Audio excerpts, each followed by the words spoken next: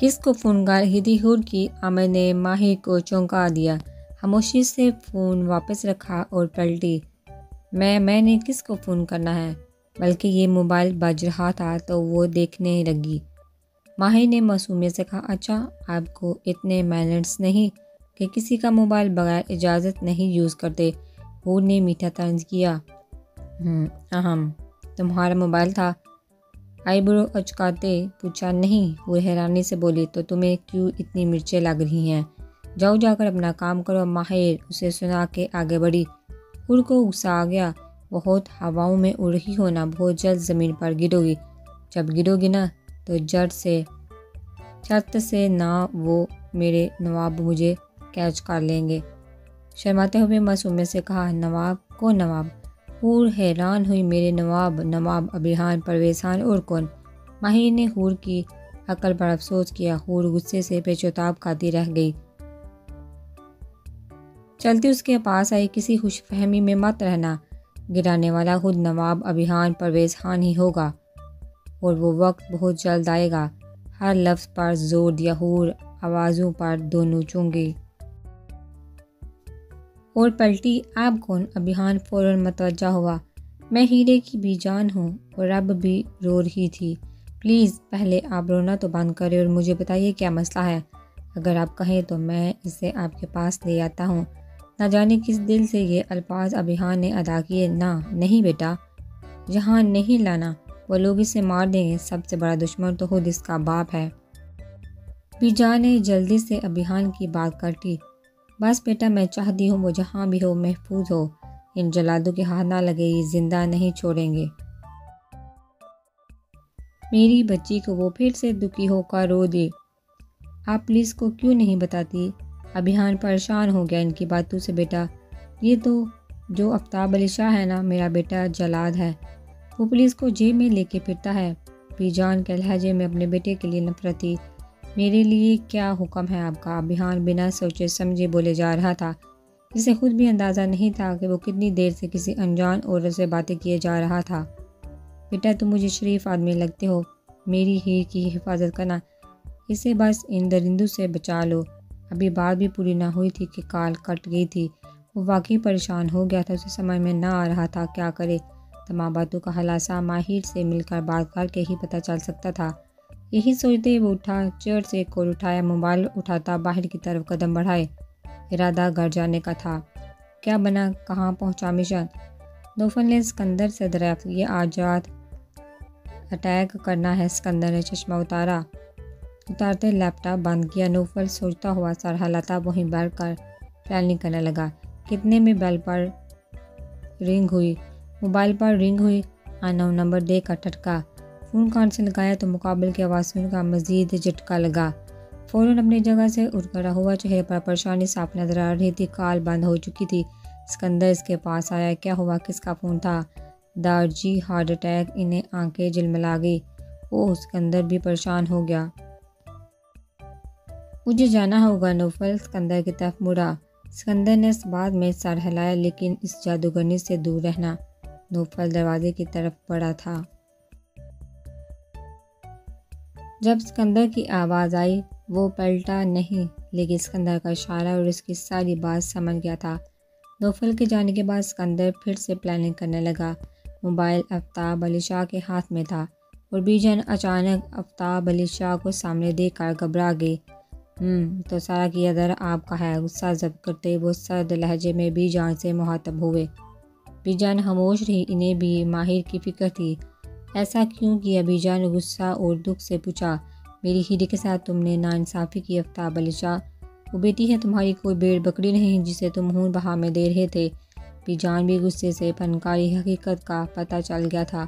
اب ڈرنے کا کوئی فائدہ نہ تھا۔ اب جانتی ہے نا، ابرار ہمارے خاندان کا اکلوتا وارث ہے۔ اسے بچانے کے لیے سب کیا، اسے دے دیتے کہ شاہ خاندان کی نسل ختم کر دیتے۔ آفتاب علی شاہ کا غصہ کسی طور بھی کم نہ ہو رہا تھا۔ تو ابرار کو یہ گولی چلانے سے پہلے سوچنا چاہیے تھا۔ یہ کہاں کا قانون ہے؟ کرے بیٹا اور بھگتے بیٹی۔ کب تک بیٹی کو یوں ہی قربان کرتے رہو گے؟ بی جان ضبط کے باوجود رو دی۔ لیکن آفتاب شاہ کو اثر کہاں ہونا تھا؟ بس میں زبان دے چکا ہوں، زبان سے پھر نہیں سکتا۔ میری ہیر کسی کے خون بہا میں نہیں جائے گی، سنا تم نے؟ بی جان انجام کی پرواہ کیے بنا سامنے کھڑی ہو گئی۔ مبشر مبشر بی جان کو دیکھتے ہوئے غصے سے ملازم کو پکارا۔ جی جی سائیں، وہ بھاگتا نظر جھکائے اندر داخل ہوا۔ یہ موبائل لو، اس میں جو آخری کال آئی ہے اس نمبر کی مجھے ڈیٹیل چاہیے، مکمل۔ کہہ وہ مبشر سے رہا تھا، لیکن دیکھ وہ بی جان کو رہا تھا۔ پر بی جان چپ سی کاروائی دیکھ رہی تھی، اور ہاں یہ کام جلدی ہونا چاہیے اور پوری رازداری سے۔ گھراتے ہوئے کہا تو مبشر موبائل لے کر فوراً غائب ہوا۔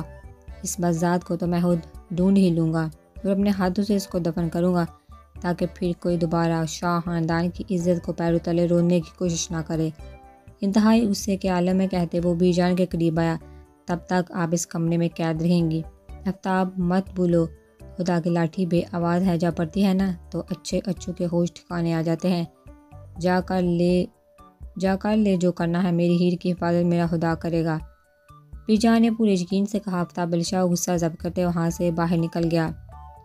آواز پر ماہر اور حور دونوں پلٹی سامنے ابھیان کو دیکھا۔ حور بہت گھبرا گئی، جس طرح وہ دیکھ رہا تھا صاف پتہ چل رہا تھا وہ سن چکا ہے اس کی بات۔ وہ چلتا ہوا قریب آیا۔ کون کس کو گرانے کا ارادہ کر رہا ہے؟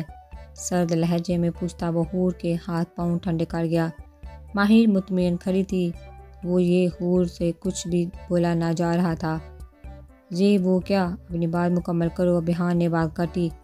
یہ بڑی ماما کا موبائل ان کی اجازت کے بغیر یوز کر رہی تھی۔ حور نے فوراً اپنا بچاؤ کیا۔ ماہر کی آنکھیں پھٹی پھٹی رہ گئی، کتنے دھڑلے سے الزام لگا دیا، جھوٹی۔ ماہر مزید کچھ بولتی کہ ابھیان نے ہاتھ کے اشارے سے اسے چپ کروا دیا۔ پھر وہ حور کی جانب مڑا۔ ماہر کے پاس اس کا خود کا موبائل ہے اور وہ ماما کا فون کیوں یوز کرے گی؟ اتنے مطمئن انداز میں ابھیان نے جواب دیا کہ اس کے جھوٹ بولنے پر ماہر کا منہ بھی کھلے کا کھلا رہ گیا۔ حور منہ بسوڑنے لگی۔ آئندہ بات تمیز کے دائرے میں رہ کر کرنا، اور میں بار بار نہیں سمجھاتا۔ Do you understand? ابھیان کے سخت لہجے پر حور منہ بسوڑے وہاں سے جانے لگی۔ اس سے پہلے ہی ابھیان نے ماہر کا ہاتھ پکڑا۔ ماہر نے حیرت سے دیکھا، جبکہ ابھیان نظر انداز کرتا اسے ساتھ لیے سیڑھیاں چڑھنے لگا۔ حور کو یہ دیکھا اس کے تن بدن میں آگ لگ گئی۔ آنکھوں میں شدید نفرت لیے وہ انہیں جاتا دیکھنے لگی، جبکہ ماہر نے اسے زبان چڑھائی۔ وہ مسکراتی ابھیان کے ساتھ آگے بڑھ گئی۔ حور پاؤں پٹھاتے اپنے روم میں آئی۔ غصہ کسی طور کم نہ ہو رہا تھا۔ بس صرف چند دن اور ویٹ کر لو، تمہاری ایک چھوٹی سی غلطی اور تم اس گھر سے باہر۔ خود کلامی کرتے ہوئے اس وقت وہ کوئی پاگل ہی لگ رہی تھی۔ واہ نواب صاحب، آج تو چھکے پہ چھکا لگا رہے ہو۔ ماہر نے روم میں آتے ہی ابھیان کی طرف چہکتے ہوئے کہا، یہ نمبر کس کا ہے؟ ابھیان دروازہ لاک کرتا ماہر کی طرف سنجیدگی سے دیکھتا پوچھنے لگا۔ ماہر نے نمبر دیکھ کر ٹھٹک گئی، خود بھی فوراً سنجیدہ ہوئی اور ابھیان کے پاس آئی نمبر پہچان گئی تھی۔ ماہر سوچ سمجھ کر بولنا اور صرف سچ بولنا۔ ابھیان نے اسے چپ دیکھتے ہی وارن کرتے کہا۔ ماہر نے ایک نظر اس کی خیزر آنکھوں میں جھانکا۔ ماہر کو اپنا دل ڈوبتا محسوس ہوا۔ ماہر کا دیکھنا ابھیان کے دل کی دھڑکن کو بھی عجیب لہر پر دھڑکا گیا تھا، لیکن اگلے ہی پل سنبھل بھی گیا تھا۔ یہ میری بی جان کا نمبر ہے، بلاخر سچ بول دیا۔ تمہاری جان کا تمہارے باپ سے کیوں خطرہ ہے؟ ابھیان نے ایک اور سوال داغا تو ماہر چونکی۔ اب کی بی جان سے بات ہوئی؟ پلیز بتائیے، وہ ٹھیک ہے نا؟ غیر ارادی ہی صحیح وہ ابھیان کے مزید قریب ہوئی۔ ہاں وہ ٹھیک ہے، لیکن مجھے ساری سچائی جاننی ہے ابھی اسی وقت۔ ابھیان اسے اپنے قریب آ کر تھوڑا سٹپٹا گیا۔ دل کی ایک بیٹ مس ہوئی، لیکن آپ ایک بار میری بی جان سے بات کروا دیں۔ آنکھوں میں نمی تھی، لہجہ روندا ہوا تھا۔ ابھیان اس پاگل لڑکی کو دیکھنے لگا جس نے کچھ ہی دنوں میں اس کے دل میں ڈیرا جما لیا تھا، جسے چاہ کر بھی وہ نکال نہیں پا رہا تھا۔ کرا دوں گا، لیکن ساری سچائی جاننے کے بعد۔ نوفل اسلام آباد سے بائی ایئر ملتان روانہ ہو چکا تھا۔ ملتان ایئرپورٹ سے وہ سیدھا بتائے گئے ہاسپٹل میں پہنچا۔ کوریڈور میں ہی دارجی کا منشی سید بخش نظر میں آ گیا۔ فوراً چلتا ہوا اس کے پاس آیا۔ کیسے ہیں دارجی؟ لہجے میں فکر نمایاں تھی۔ ابھی سید بخش کچھ کہتے تو اتنی دیر میں ڈاکٹر آئی سی یو سے باہر آ گیا۔ نوفل جٹ آگے بڑھا، دیکھیے پیشنٹ کی حالت بہت زیادہ کریٹیکل ہے، ہم ابھی کچھ کہہ نہیں سکتے، ہم تو اپنی طرف سے پوری کوشش کر رہے ہیں، لیکن پلیز ڈاکٹر ہمارے دارجی کو بچا لینے کا۔ میں روتے ہوئے، کوئی اور نہیں نادیہ تھی۔ نوفل نے اسے پلٹ کر دیکھنا گوارا نہ کیا۔ آپ میں سے نوفل کون ہے؟ ڈاکٹر نے اسے سوالیہ نظر سے دیکھا۔ جی میں ہوں، نوفل نے فوراً جواب دیا۔ وہ پیشنٹ بے ہوشی میں بار بار آپ کا نام لے رہے ہیں، آپ ان سے جا کر مل لیں ایک بار، ڈاکٹر دھمکی دیے جا چکا تھا۔ نوفل فوراً آئی سی یو کے اندر بڑھا۔ نادیہ وہیں روتے کھڑی رہی، ساتھ میں اس کے گل بانو بھی تھی۔ دارجی، نوفل نے دھیرے سے اسے پکارا۔ دارجی کا کمزور سا ہاتھ اپنے مضبوط ہاتھوں میں تھاما۔ دارجی کی آنکھیں نمواں ہوئی، نوفل کو دیکھ کر ایک چمک آئی تھی۔ آکسیجن ماسک ہٹایا۔ پھر سے کہو، پہلی بار نوفل کے منہ سے سن کر وہ دل سے بہت خوش ہوئے تھے۔ نوفل نے ان کا ہاتھ تھاما۔ دارجی پلیز ٹھیک ہو جائیے۔ نوفل کی آنکھیں بھی نم ہو گئی۔ بیٹا مجھے معاف کر دو، میں نے بہت برا کیا تمہارے ساتھ۔ سانسیں اکھڑی۔ دارجی پلیز کچھ نہ بولے، آپ بس ٹھیک ہو جائیں، مجھے آپ کی ضرورت ہے۔ نوفل ان کے چہرے کے قریب ہوتا ماسک لگانے لگا تو دارجی نے نفی میں سر ہلایا اور بس بولتے چلے گئے۔ نوفل کے چہرے کے تاثرات بدلے، یکدم غصہ چھا گیا۔ باہر کھڑی نادیہ یہ سب دیکھے جا رہی تھی اور اپنا وار جاری رکھے ہوئے تھی۔ دارجی نے نوفل کے آگے ہاتھ جوڑے۔ نوفل نے آنکھیں باندھ کر کھولی اور ان کے ہاتھوں پر اپنا ہاتھ رکھ دیا۔ آپ فکر نہ کریں، ویسا ہی ہوگا جیسا آپ نے کہا ہے۔ نوفل کے کہنے کی دیر تھی۔ دارجی نے آخری ہچکی لی اور ہلکے حقیقی سے جا ملے۔ نوفل نے آنسو ضبط کرتے دارجی کی آنکھیں بند کر دی۔ وہی بیٹھا رو دیا۔ آنسو پوئنتا، پھر آنکھیں نم ہو جاتی۔ نم آنکھیں سوکھ نہ پائی۔ گرتے آنسو نے قسمیں کھائی۔ نوفل اٹھ کے باہر آیا۔ منشی سعید بخش نوفل کی آنکھیں دیکھ کر سمجھ گیا، وہ بھی رو دی۔ ایک نظر روتی ہوئی نادیہ پر ڈالی اور باہر نکلا۔ جانے دل تو کس طرف ہے لے چلا، ہم تو بھٹکے مل رہا نہ آسرا۔ بلاہر کچھ روتے کچھ سنجیدہ۔ ماہر نے ابھیان کو ساری سچائی بتا دی۔ ابھیان سوچ میں پڑ گیا۔ تو وہ تمہاری شادی اس پاگل سے کروانا چاہتے ہیں؟ ابھیان نے گہرا سانس خارج کرتے کہا۔ لو جی، ساری باتوں میں آپ کو یہی بات سمجھ آئی۔ ماہر برا مان گئی۔ وہ کان سی جھیل جیسی آنکھوں میں اپنی حسر آنکھیں ڈالے ماہر کی بولتی بند کر چکا تھا۔ ماہر نے نظر جھکا کر ارد گرد دیکھنا شروع کر دیا۔ وہ ابھیان کی نظروں کی تپش سے پزر ہونے لگی۔ ویسے اگر شادی ہو جاتی تو اس بیچارے کا کیا ہوتا؟ ابھیان نے سنجیدہ لیکن شرارت آنکھوں میں لیے کہا۔ کیا مطلب؟ آپ کو خوشی ہوتی؟ لڑنے والا انداز تھا۔ میری جان تو نہ پھنستی۔ ابھیان نے اسے مزید چڑھایا۔ ہاں، جیسے میں مری جا رہی تھی نا، میرا نکاح آپ سے کروا دے۔ ماہر باقی چڑ گئی۔ ہاں تو اور جس لڑکی کو پتہ چلتا ابھیان پرویز خان نکاح شدہ ہو گیا ہے، دل پہ ہاتھ رکھ لیتی ہے۔ ابھیان کو نہ جانے کیوں ماہر کو تنگ کر کے مزہ آ رہا تھا۔ وہ ہر بات بتاتے بہت روئی تھی۔ ابھیان اس کے چہرے پر مسکراہٹ دیکھنے کا خواہشمند تھا۔ نہ تو ابھی بھی کون سا کچھ بگڑا ہے، کر لے نہ روٹے پر سے کہا اور رخ پھیلیا۔ ویسے بھی میں تو آپ کو بہروپیہ لگتی ہوں نا، جو کسی خاص مقصد کے تحت یہاں آئی ہوں۔ کتنے الزام بھی لگائے آپ نے مجھ پر۔ آنکھیں پھر سے نم ہونے لگی۔ ابھیان نے مسکراہٹ دبائی۔ اسے نہ جانے کہ اس لڑکی کی ہر ادا ہی پیاری لگنے لگی تھی۔ ہاں، شاید اس لیے کہ میں نے منافقت نہیں تھی، دل کی صاف تھی۔ کیا خیال ہے پھر؟ ظالم نواب سے دور جانا چاہتی ہو؟ ٹھہرے ہوئے لہجے میں دھڑکتے دل سے بنا اسے دیکھے پوچھا۔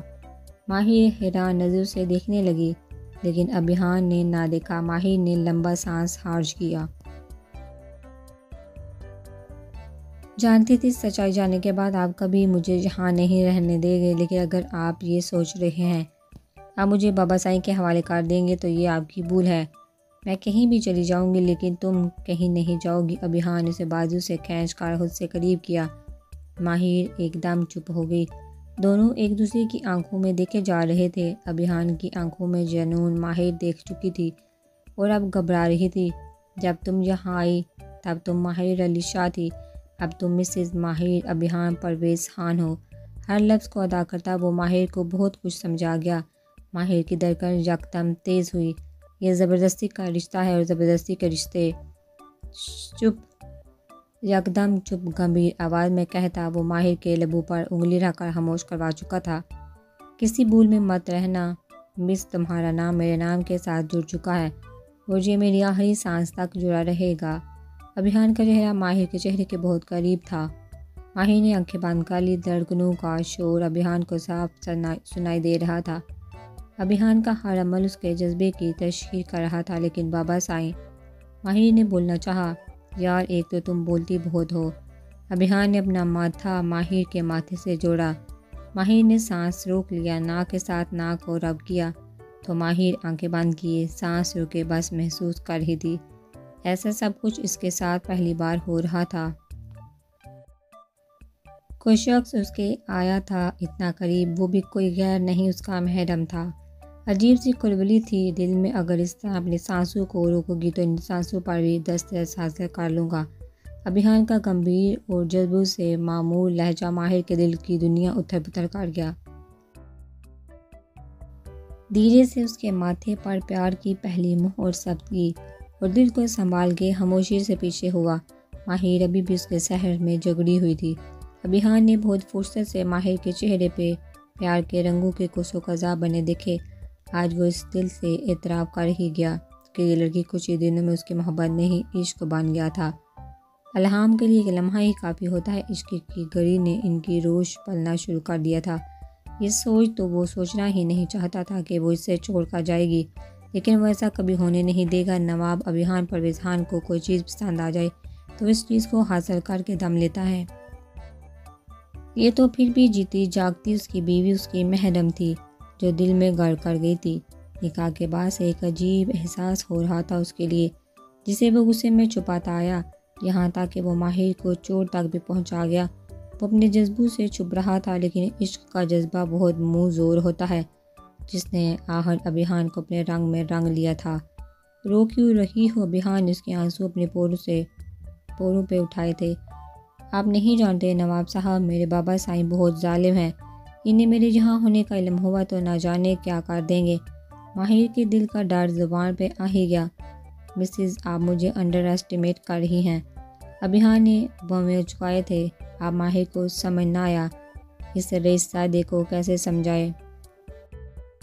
ماہر، میں نے سب جان لیا ہے اور معاملے کو میں اپنی طرح سے ہینڈل کروں گا، تم بے فکر ہو جاؤ۔ اب ابھیان نے اس کی تسلی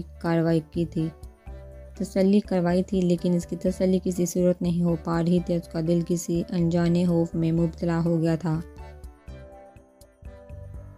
یہ سب بہت اچھے تھے، اس کی سوچ سے بھی زیادہ۔